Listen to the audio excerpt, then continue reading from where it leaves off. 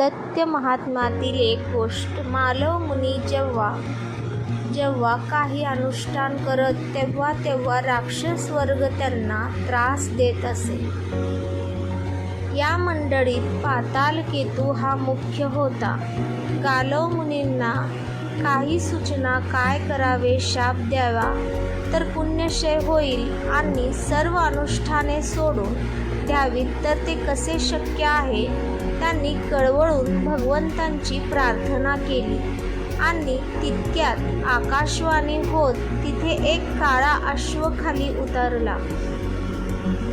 आकाशवाणीत गालव मुनींना काय मार्गदर्शन झाले तर या अश्वाला घेऊन शत्रुजित राजाकडे जावे आणि यज्ञ रक्षणार्थ सहाय्य मागावे. गालव मुनी त्याप्रमाणे राजाकडे गेले आणि शत्रुजित राजाच्या मुलाने ऋतुध्वजाने या राक्षसांचा त्या अश्वावर बसून पाताल लोकापर्यंत पाठलाग करीत संहार केला. गुरुचरित्रात देखील सायदेवाला एका यमन अधिकाऱ्याकडून भय निर्माण झाले. काय करावे?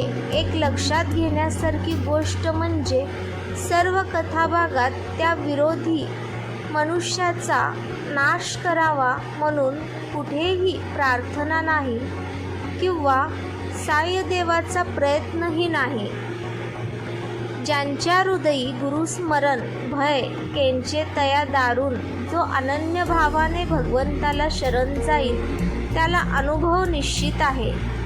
महाराजांनी असा काही बुद्धिभेद केला की पुढे सायदेव 15 वर्षे सेवेत भयमुक्त होता. धसकाच घेतला असेल सायदेवाचा तेव्हा मुला तू देखील दत्त महाराजांना शरण जा. जो अनन्य भावाने शरण गेला तो भयमुक्त झाला. कोणतेही भय नाही. उपाय काय करायचा ते दत्त महाराज पाहून घेतील.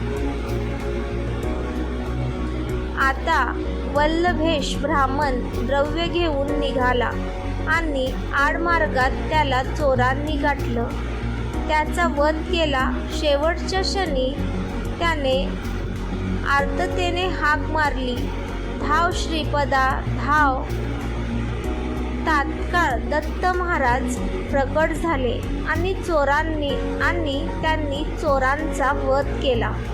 हाक मारताना आर्तता मात्र आवश्यक आहे. आपण योगक्षेमते चालवतात तेव्हा या योगक्षेमात सर्व काही आले. Shri Gurudev Datta. Shri Swami Samarth. Please like, share and subscribe. धन्यवाद.